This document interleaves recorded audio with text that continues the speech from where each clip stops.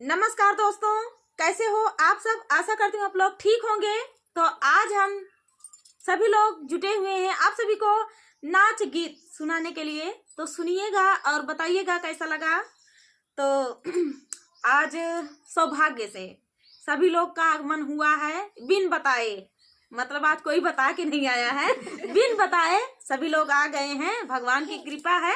तो देर न करते हुए सभी लोग अपनी अपनी जगह ले रहे थे, तो चलिए सुनाते हैं।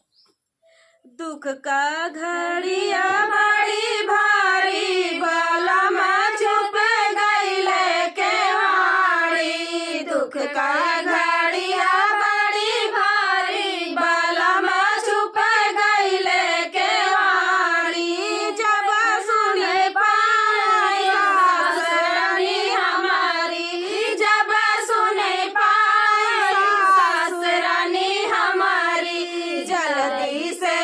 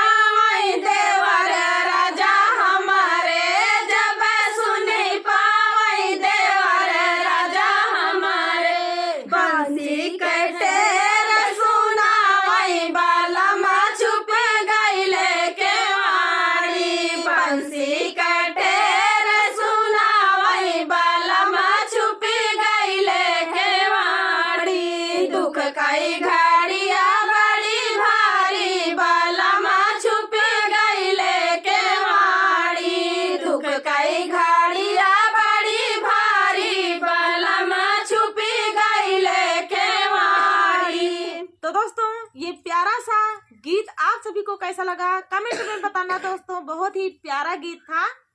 तो चलिए दोस्तों, मिलते हैं नेक्स्ट वीडियो में। तब तक के लिए जय सिया राम। जय श्री राम।